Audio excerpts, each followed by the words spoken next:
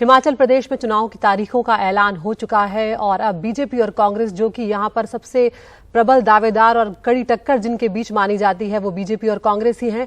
उन दोनों की तरफ से अब लिस्ट जो है वो जारी होना शुरू हो गई है। विधानसभा चुनाव के पहले कांग्रेस ने कल सूची जारी की थी, लेकिन अब बीजेपी की भी पहली सूची जो है वो जारी हो चुकी है। पहली सूची में 62 विधानसभा क्षेत्रों के लिए उम्मीदवार घोषित कर दिए गए हैं। मुख्यमंत्री जयराम ठाकुर सिराज से चुनाव लड़ेंगे।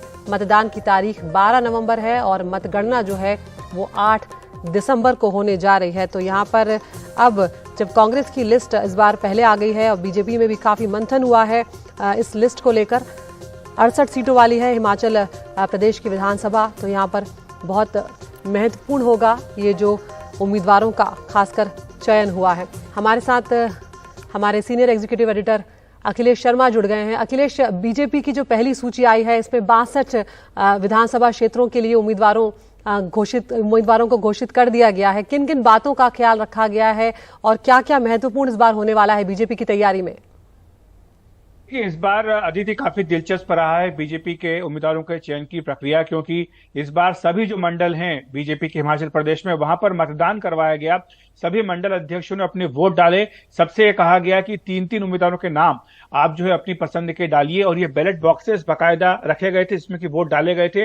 इन बैलेट बॉक्सेस को हेलीकॉप्टर के जरिए दिल्ली लाया गया, यहाँ पर उनकी स्क्रूटनी हुई और उसके हिसाब से यहाँ पर जो है उम्मीदवारों की सूची बनाई गई थी। सबसे पहले बीजेपी कोर ग्रुप की बैठक हुई, उसके बाद कल रात को बीजेपी केंद्रीय चुनाव समिति की बैठक हुई। पार्टी अध्यक्ष जेपी नड्डा, पीएम मोदी, गृहमंत्री अमित शाह, तमाम नेता इसमें मौजूद थे। और आज सुबह 68 में से 62 उम्मीदवारों की पहली सूची बीजेपी ने जारी कर दी है। इसमें सबसे महत्वपूर्ण बात यह है कि प्रेम कुमार धूमल, जो कि हिमाचल प्रदेश की राजनीति में बीजेपी का कई दशकों तक चेहरा रहे हैं, उनका नाम नहीं है।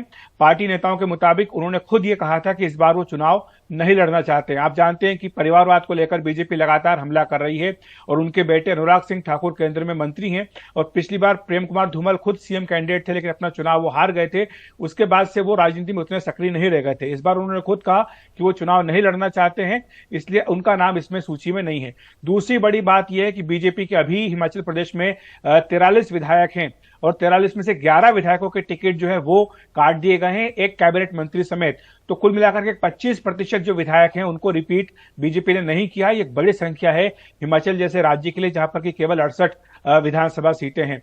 तीसरी महत्वपूर्ण बात यह है कि बीजेपी ने इसमें 5 महिला उम्मीदवारों को मैदान में उतारा है, और बीजेपी का यह कहना है कि कांग्रेस के अभी तक 46 लोगों की सूची आई, उसमें केवल 3 महिलाएं हैं, तो उस लिहाज से बीजेपी ने अधिक महिलाओं को मैदान में उतारा है। चौथी बात यह है कि हिमाचल प्रदेश में केवल जो 3 सीटें हैं वो अनुसूचित जनजाति के लिए रिजर्व हैं, लेकिन बीजेपी की सूची में 8 अनुसूचित जनजाति उम्मीदवारों को जगह दी गई है। तो बीजेपी का कहना है कि इस वर्ग को खास तौर से ज्यादा प्रतिनिधित्व देने की कोशिश बीजेपी की ओर से की गई है।